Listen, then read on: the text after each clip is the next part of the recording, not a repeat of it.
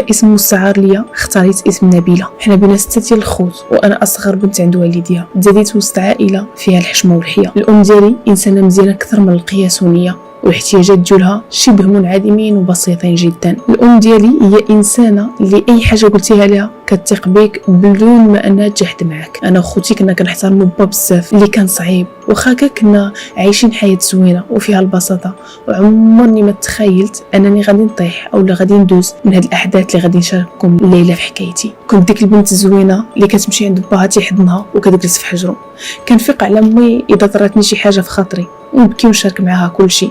كنت متعلقه بزاف بوالديا، خصوصا واحد الاخت ديالي اللي كنت معتبرها بحال امي. فين ما كتخرج كنت كنتبعها وكنت لاصقه فيها بزاف. لما كنت نقرا في الرابع غادي ننتقلوا لواحد المدينه واحده اخرى اللي غادي نشوف فيها واحد الحوش اللي بنينا فيه الدار، وهنا غادي نقرا الخامس والسادس. في اولى اعدادي كنت كنمر من واحد المراهقه اللي عاديه حتى وصلت للتاسعه اللي غادي نتلاقى مع بنات شويه كبار عليا في السن، بنات اللي كيخرجوا ساعه ساعتين، ها اللي كتعكر فيها، اللي كتمشي كتقاد في المرحاض عزكم الله ديال المدرسه والدوران والمطر وديك الدساره اللي كتكون قدام المدارس. انا غادي نولي وحده من هاد البنات، وهذا الشيء غادي يخليني انني نعاود في التاسعه. هذا الوقت بابا كان بقى كيخدم في ديك المدينه اللي كنا فيها، حيت اصلا الدوله عطيه الدار تما وكان تيجي الناس السبت والحد. من بعد في داك الصيف نتاع التاسعه اللي ما نجحتش فيه غادي نمشي عند با ونقول ليه بلي انني ما بغيتش نعاود التاسعه في ديك المدينه، فتحولنا من جديد لعنده. ولكن كنت باقي في نفس التصرفات والدساره ديال المراهقه والمطور والخروج مع الدراري وندور. اللي جا كان كيتفلى عليا حتى وليت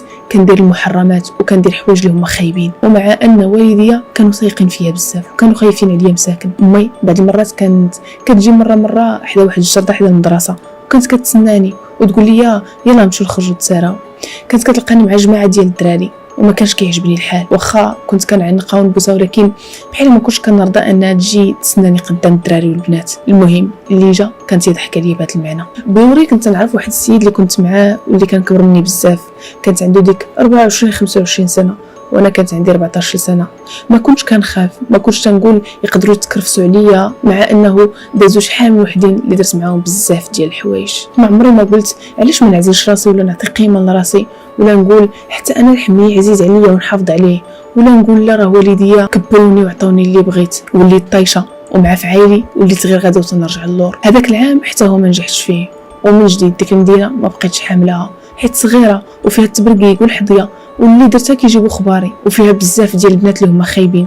اذا بانت لهم شي وحده مزيانه ولا داخله سوق راسها ضروري يخرجوها على الطريق، غير الا اذا كانت شي وحده مرزنه. الاجرام كان فيها كثير وخا مدينه صغيره. الصيف نتاع داك العام طلعنا للبلاد وانا مازال في علاقه مع داك الدري اللي عمرني ما تلاقيت به مازال. كنا كنهضروا غير في التليفون، كنا كنهضروا في جميع المواضيع، لدرجه انني صيفط ليه شحال من التصويرات ديالي اللي كانوا مخيلين الحياه. اختي الكبيره غادي تحصلني وتشوهني، واي حاجه طيح لكم على بالكم انا دوزتها وانا مازال باقا صغيره وانا بنت عندي 14 سنه. اللي شافني في المظهر ديالي يقول هاد البنيته مؤدبه وبريئه وزوينه، ولكن الداخل ديالي ما عرفش انا راسي براسي كيفاش كنت نفكر ولا حتى فين كان عقلي. ولحد الان هادشي كله راه مازال والو مقارنه مع شنو اللي جاي. كون جاتني غير في التصاور والفيديوهات والخريج راه لاباس، كنت اليوم على خير. دوزت بزاف ديال الحوايج في عمر صغير اللي ما عرفتش كيفاش نتصرف بهم ولا معاهم ولا حتى كيفاش ندوز منهم. المراهقه ديالي جاتني بواحد الطريقه اللي هي هيستيريا، كلشي بغيت نديرو بزز من اي واحد وما عندهمش انهم الحق يدووا معايا. كنت متمرده على العالم، كنت انسانه عنيده، والناس اللي كبر مني ما كنتش كنتسوق ليهم، وكنت كندير داكشي اللي تيقول لي راسي. خلينا فاش كنا في البلاد الوالد ديالي سولني نبيله شنو بغيتي ديري، واش جلستي في الدار ولا ديري شي حاجه؟ قلت له لا بغيت ندير واحد المدرسه. قال لي شنو بغيتي ديري في هذه المدرسه بهذا النيفو اللي عندك ديال الكاتريام؟ قلت له بغيت ندير فيها الطبخ. طلع لي الزعاف وقال لي لا غادي دير الخياطه. انا ما كانتش عجباني، ولكن قال لي شوفي عندك زوج ديال الحلول، يا اما الخياطه يا اما تجلسي للدار. قلت ليه ما بغيتهاش ابا، راه ما غادي نعطي فيها حتى شي حاجه.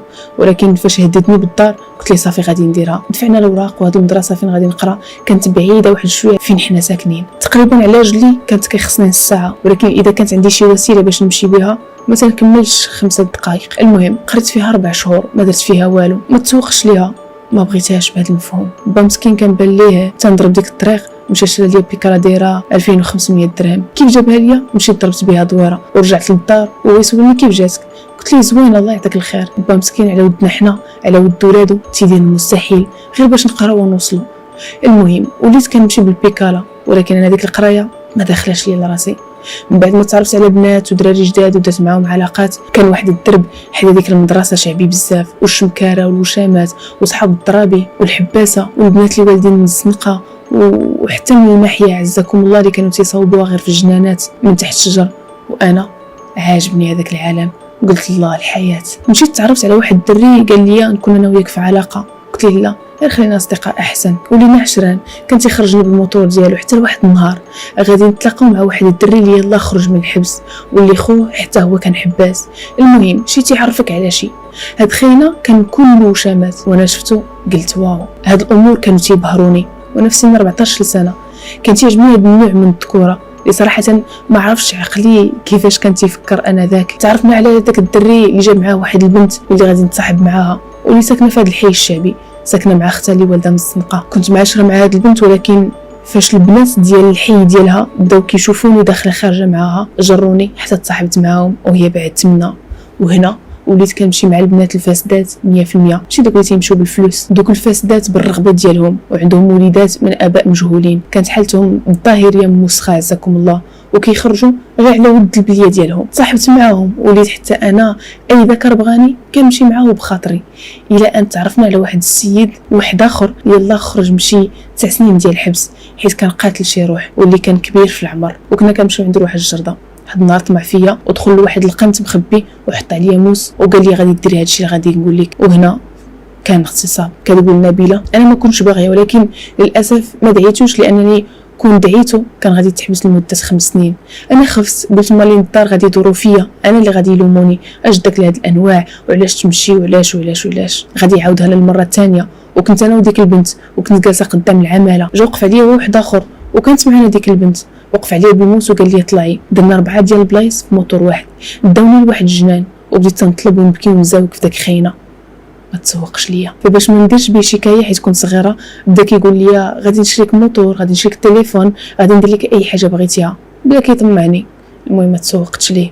ديك البنت ما وقع عليها والو ببساطه حيتاش باها كان معروف واختها كانت معروفه، حيتاش كانت مصاحبه مع شي حباس وكانوا كيخافوا منها. ما قدرش تعاوني ولا تقول ليه دابا نقولها لبا، حيت با كان اعزكم الله كيطبخ المحيا وكيبيعها ليهم. ما تسوقاتش ليا، وانا اصلا ما كان كيعرفني حتى شي حد، وعائلتي ماشي نتاع داك الشيء. انا اللي دخلت للعالم بهذا المفهوم ماشي نتاعي، عالم اللي ما عندي فيه والو وما كنتاميش ليه نهائيا. تشوفيني في حالتي نقيه وزوينه تقولي لي اش داك لهذا الشيء. المهم وليت كنتعاطى، وليت كنشرب مره كنخرج نفسد، وبدات البدايه ديالي في الفساد. خرجت من ديك الخياطه وليت بالليالي تنخرج من الدار ونقص ب15 يوم غابره بلا ما نعلمهم، وهما مساكن تيقلبوا عليا ويديروا في الشكايات، يا ما تسخسخوا يا ما عياو. المهم مسكينه كانت كتعاود ليا، كانت كتخرج بالليالي في البرد، نبيله كتبكي وكتقول لي امي كنت نخرج في البرد ونقلب عليك في الزناقي ونقول يا ربي نلقى بنتي. مسكينه الوالده قاسات معايا وتعذبات، وكل مره كنت نخرج فيها من الدار كانوا كيرجعوني. من بعد داك الشيء غير غدا وكنزيد فيه في البليه، ولو كيسدوا عليا في الدار من بعد بزاف ديال المحاولات منهم انهم يرجعوني للطريق، وتشوت معاهم وعييت. كنت باغا نرجع لطريق الصواب ولكن ما كنتش قاده، البليه كانت صعيبه عليا، ما كانش يمكن ليا نكمل في الدار ولا بزاف ديال الحوايج. وهنا وليت عارفه راسي انني دخلت في الخانه ديال الادمان، وليت كنتعاطى المخدرات بكميه كبيره ولا ما كيعطونيش داكشي اللي بغيت من نشاط ونزوه. وليت نتعصب ودخلت لمرحله واحده اخرى اني وليت كنضرب الحمي. واحد النهار ما خلاونيش نخرج ولا نهرس واحد المرايه في الدار، باقا كنتفكر داك النهار بحال البارح. كنت محتاجه انني نكمي عزكم الله وما قديتش نكمل في الدار، كنت باغا نطيح السطح ونطيح منه. فاش ما خلاونيش هزيت واحد المرايه اللي كانت عندي في الصاك، هرستها مع واحد القنت في الدار وضربت الحمي شي 5 ديال الشريطات. الحمد لله اللي كانوا شريطات اللي هما خفاف، عائلتي ما كنتش كنقدر نوريهم يدي، وكنت بحايله باغا نكون مع دوك البنيتات اللي الله يحسن عوانهم ديال الزنقه، هاد البنات الواشمات وضاربين لحمهم، كانوا صراحه هما القدوه ديالي. وليت باغا نعيش حياتي ونخرج للزنقه بهذا المعنى. كان تيبان لي هذا العالم زوين وشي حاجه، وهو راه لا شيء غير خراب في خراب. وهذوك اللي كانوا غارقين وسط هذا العالم كانوا ما كارهينش انهم يخرجوا منه ويعيشوا حياه زوينه بحال ديك اللي كنت عايشه، ولكن ما قادينش يخرجوا من داكشي اللي غرقوا فيه، غرقوا في السرقه في الاجرام وفي الفساد. هذيك البنت اللي كنت انا مصاحبه معاها كانت كديني كنمشيو كنقصروا مع الدراري عزكم الله. واحد النهار ما بقاوش عندنا الفلوس باش نتقداو المخدرات، وهي تقول لي علاش ما نديروش واحد القضيه. كانت معنا واحد البنت واحده اخرى حتى هي كانت هربانه من دارهم، كانت قالت لي يلا نمشيو نشريو واحد 14 اللي هو واحد الموس كبير. قلت له شنو نديرو به؟ قالت لي نشوفوا شي واحد اللي نكون انا هي الطعم ديالو بهذا المعنى. وفعلا بحكم انها ما كانتش زوينه وطيح ليها الشعر ودايره بحال شي دري حيت دخلت في العالم ديال البليه ولحمها ولا كله مشرط وفمها زرق وواشمه، فكنت انا هي الطعم وما كانتش باينه فيا البليه وكنت نقيه وعاطيه العين. كنا كنمشيو حدا واحد السوق، كانت كتقول لي شوفي شي واحد ديري معاه شي ثمن بحال غادي تمشي معاه على اساس انك غادي تفسدي عساكم الله ونديو حتى لديك الدخيله يعطيك التسبيق. حنا شنو كنا سنديرو؟ مثلا كنا كنشدو من عند واحد 300 درهم 6000 ريال كتسبيق حتى كنديو لديك الزنيقه وكنجبدو عليها داك الموس وكيجبد لنا داك الشيء اللي بقى ليه وكيهرب. هذا الشيء درناه 3 ديال المرات وصدق معانا، حيت هذاك الدروبه فين تنديوه نتا فين ساكنه ديك البنت ما يقدرش يتجرأ يبغي يضرب معاها حيت غادي تجيب عليه دوك الشماكريه ويتكرفسوا عليه. حتى لواحد النهار الرابع واحد خاينه غادي نديروا ليه نفس الطريقه، دار لينا الشوها في الزنقه. كان حتى هو شمكار ولكن ما كانش باينه فيه، كان تيبان بحال شي واحد مبهلل ولكن هو كان مدوز في الماضي ديالو. غادي يحيح لنا ديك الزنقه وجاو تجمعوا علينا الناس وكانوا غادي يجيو البوليس. هربنا ومشينا جلسنا في واحد الدار مع شي دراري. شو غادي يدخل علينا هذاك للدار وقال لنا حطوا لي الفلوس دابا ولا غادي نتكرفس عليكم كاملين. حطينا ليه الفلوس وخرج وقلت له انا صافي هادي التوبه، ولكن لا ما كانش هادي التوبه. مشيت في هذاك الهبال وغاديه فيه وانا ما كايناش هنا حتى اكتشفوا مارين الدار بلي نبيله صافي تبلات هزها الماء ديال بصح ولاو يشوفوني كنكمي قدام كلشي في القهاوي. واحد النهار باقا نعقل خويا جا القهوه وكيلقاني شاده واحد الكره عزكم الله وجالسه كنلعب في الجولفازور مع الدراري والبنات والضحك والنشاط، وهو يجي ليا هز واحد العصا كان غادي يقتلني لو كان ما شدوش. انا هربت ليه ومشيت تلاقيت مع امي في واحد المحل تاع واحد ولد خالي وقلت لها ها العار امي يلا نخويو هاد المدينه ونرجعوا فين كنا، هادشي راه ما خدامش ليا، راه خويا غادي يقتلني اليوم.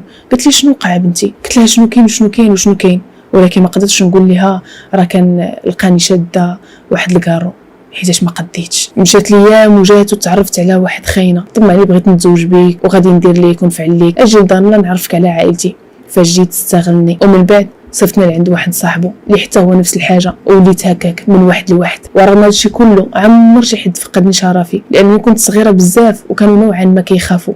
المهم هذاك صاحبه عند من صفتني داني واحد المنطقه معروفه وخايبه وخطر واخطر بلاصه في النواحي نتاع ديك المدينه. مشينا لتما وخلاني عند واحد صاحبه ليالي اللي كان كيتكرفس عليا وما كانش عندي كيفاش ندير نهرب. واحد الليله من دوك الليالي غادي يجيو شي دراري واحد اخرين ما كنعرفهمش غادي يسكروا وغادي يشربوني بالزيت مني وغادي يوشموا ليا في ظهري. واحد منهم وشم ليا واحد الوشام ديال الحباسه. كتب ليا علمتني امي الحب والحنان وعلمتني الدنيا ان لا اثق باي انسان.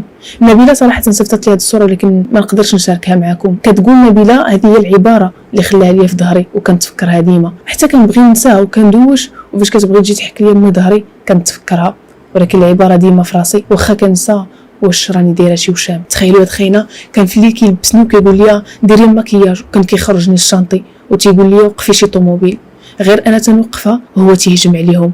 وانا هادشي كان خارج السيطره ديالي ما كنتش تنقدر عليه ولا نقدر نقول ليه لا حيت كان شادني بزز مني وكان تيهددني اذا تحركتي هنا ولا هنا غادي ندير لك خريطه في وجهك. بقيت معاه هكاك حتى واحد النهار عيا مني وخاف لي ينوض عليه شي مشكل وليت حالتي وضعيفه بزاف وما كان ناكل شو نسخه من داكشي اللي دوزت. من بعد شدوني وجابوني في الطوموبيل ولاحوني في واحد الطريق جيت واحد الحبس. من بعد هادشي والو مره اخرى ما تعلمتش الدرس وبقيت مستمره في داك الهبال اللي ما بغاش يتقادى وعياو معايا موالين الدار. كنهربوا كيرجعوني وكيديروا فيا الثقه ويخليوني من جديد نخرج. تيقولوا لا راه ربما صافي هداها الله وكنعاود نرجع لحالتي. كنت كنخرج ونطفي التليفون وما تيشوفونيش وكنت كندير اللي بغيت. هادشي كله وانا مازال ما وصلتش ل 18 سنه. من بعد غادي نوشم الحرف نتاع واحد الشخص وشمت واحد الوشام واحد اخر.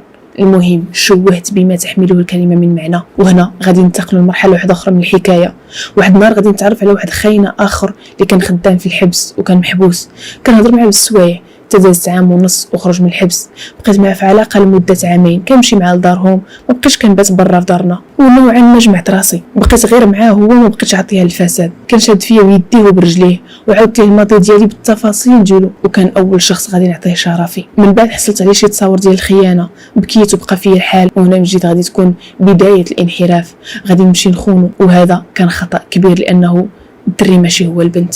المهم قلتها ليه فلان ها شنو درتي وانا راني شنو درت في المقابل، بغيتي تبقى مرحبا ما بغيتيش الله يعاون. ولات واحد العلاقه ما بيناتنا مسمومه ولات كلها شك. انا في هذا الوقت غادي ندخل الحلاقه اللي خلصتها عليا اختي الكبيره اللي قريت فيها عام ونص، دخلت لعالم واحد اخر فساد وشلا حوايج، غير هو الفساد وشدي الفلوس. تغريت بالمظاهر، قرا معايا بنات عندهم طوموبيلات تليفونات سبرديلات، ولكن من الفساد تاع بعض الناس من الدول العربيه، من الفسق والشطيح في الكباريات. فاش كنت كنقرا في الحلاقه ما كنتش كنفسد صراحه بزاف، كنت داخله وما داخلاش سوق راسي، كنت كنتمشى فعلا مع البنات وكنت كنفسد مره في شهرين في شهر ونص. هذاك خينا مع من كان كل مره كيحصل عليا شي حاجه وحتى انا كنت كنحصلها عليه، وليت كنتناقش معاه ولا كنت غاوتو امي ساقط الخبار ولا تقول لي اش هاد الشيء واش هاد الحاله، واش بصح ناويه معاه الزواج، اش غادي تبني انت وياه، هو عاطي بادار ولكن هو ما تيخدمش ومبلي وناوي معايا المعقول. من بعد شي ايام غادي يخوني مع شي وحده اخرى، لقيت الفيديو ديالهم في التليفون في ديك الدار اللي كان تيقول لي اقسم بالله يا نبيله ما غادي تدخل ليها شي وحده من غيرك وانت هي اللي تدخلي فيها وتكبري فيها ولادنا وهادي. ما بقيتش كنثق فيه وكذب الفيديو اللي لقيت عنده. غادي ننتقم منه في اني نخونو مع واحد اخر حدانا اللي حتى هو حباس وقلتها ليه بالليل وانا جالسه في دارنا مع اختي، حتى كنسمع شي حد تيدق الباب. قالت لي امي راه خوك هذاك سيري حلي. قلت لها لا راه فلان سكران اللي هو داك اللي ساكن حدانا مع من خدمت هذاك الخليل ديالي. قالوا لي شنو بغيتي؟ قالوا لي بغيت نبيله. قال لي هما هبطوها ليا وغادي تعرفوا كل شيء. غير انا سمعت ديك هبطوها ليا جمدوا ليا الركابي. هبط عنده خويا وقال لي شنو بغيتي سير في حالك. قال لي انا بغيتها جيبوها ليا ندير بها دابا العقد راني كنبغيها. المهم تشوهت مره اخرى في الدرب وقدام دارنا. في الدار سولوني فين كتعرفيه، قلت لهم لا راه غير كيتعرض ليا في الزنقه وما كنتسوقش ليه داكشي باش تيدير ليا بحال هادشي. المهم تفيقوني نوعا ما. دايروا بزاف ديال التفاصيل وبزاف ديال الاحداث باختصار مفيد. غادي نتفاجئوا بالموت نتاع هذا الشخص اللي دار كسيده وجاه ارتجاج في الدماغ وتشوت كبدات مو عليه وحتى حنا بقى فينا. واخا درت انا وياه شحال من حاجه حرام الله يسمح لي والله يسمح ليه. صراحه انا اللي خرجت مع الحدود. من بعد هذا الامر اضطريت باش انني نراجع اوراق حياتي مع نفسي، حيت ما يمكنش نبقى غاديه في هذا الطريق. عاهدت نفسي انني ندير كل ما في جهدي غير باش ننجح في التوبه ديالي. مو با عندهم دور كبير على حياتي، بغاو لي مصلحتي. انا اليوم تبت وحبست على هادشي كله هذه اكثر من سنه. باقي خوتي اللي كيشكوا فيا اني نقدر نرجع للماضي الموسخ ديالي، ولكن ما عرفيش بلي هذه هي النهايه. انا اليوم كنعيش معاناه مع الضربات والوشمات اللي فيا. كنمرض فاش كيسولني شي حد عليهم، واش انتي دوزتي كاع هادشي، واش كنتي شمكاره. كنكون تنتناقش مع اختي حتى كتقول لي واش نسيتي راسك شنو كنتي كديري. انا عارفه بلي انه كان خصني نحافظ على راسي وما نديرش المحرمات، وان والديا ما نعذبهمش معايا. با مسكين اللي دابا تيقول لخوتي شدوا ليها الخاطر لا دير شي حاجه وتمرض من جديد. ما عارفينش بلي انا راه صافي عاهدت نفسي اني عمرني ما نرجع للور. الحمد لله ربي عداني ووالديا جروني من طريق اللي كان صعيب انني نرجع منه، وقفوا معايا والله يسمح لي منهم. هذه هي قصتي. حاولت نختصر بزاف ديال الحوايج حيت شحال قدني نعاود ولا نهضر من ادمان ومراهقه وطيش وفساد واغتصاب. الله يسمح لي انا عندي طلب صغير ليكم او بالاحرى كبير. انا حكايتي شاركتها معكم الهدف واحد، هو رسالتي للبنات والمراهقات او البالغات انهم يتصنتوا الهضره ديال والديهم، وانه الزنقه ما عندهم فاش غادي تنفعهم. انا عارفه بلي انه من بعد هادشي اللي عاودت لكم ما كنظنش انكم غتعاطفوا معايا، ولا حتى من بعد كاع داكشي اللي دوزت على والديا، ولكن انا ما كرهتش انه شي محسن يعاونني اذا قدر باش انني نحيد دوك الوشامات اللي فيا. انا ما بغيتش فلوس، انا ما بغيتش الماده ولا الناس يصيفطوا لي شي حاجه خصوصيه. انا علمت التوبه ديالي وكل نهار كنتقاتل مع راسي باش نرضي الله ووالديا. تخيلوا ورغم هذا الشيء كله عمر شي حد في والديا هز عليا يديه، وهذا الشيء باش تيبقى فيا الحل واحد الدرجه اللي هي كبيره بزاف. كنت كنسمع بزاف ديال القصص نتاع بنات كيهربوا حيت والديهم يا اما حصلوهم او تيجريو عليهم من الدار. انا والديا شدوا فيا بسنانهم ورجليهم واخا شواتهم وما خلاونيش نتلاح في الزنقه. لو كان ما كانوش خوتي والديا كنت غادي نضيع اكثر وكثر وكثر. كنت غادي نجيب لربما الله يحفظ شي كرش من الزنقه، كنت غادي نغطس في العالم ديال البليه. انا دائما تنقول لو كان دار بيا الزمان كنت بزاف ديال الحوايج ما غاديش نديرهم. من بعد ما تبت الحمد لله تعذبت صراحه نفسيا بزاف لدرجه انه وليت كنسد عليا في الطواليت عزكم الله وكنبكي في البيت وكنبكي. وليت حساسه بزاف وما بقيتش صليبه، وغير اذا شي حد فكرني في الماضي ديالي كينزلوا دموعي. اللي اذاني كنهز صليتي وكنمشي نسجد ونبكي وكندوي مع ربي يتوب عليا، حيت اللي دوزت ما كانش قليل. والديا ما قارينش ولكن واعيين ومشاو معايا بالتي هي احسن وما ضربونيش. الحمد لله انا وليت اليوم كنتستر في لباسي وتنفكر كاع في الحجاب على قلب طاهر اللي عمرني في حياتي ما فكرت فيه، وكنسمع دروس دينيه باش نستافد. وليت نقرا القران بتمعن أمنيتي أنه الله ما يدينيش عنده حتى نلقى اللي يعاونني نحيد دوك الوشامات اللي داروا ليا وشي وحدين درتهم بيديا. وهذه هي حكايتي.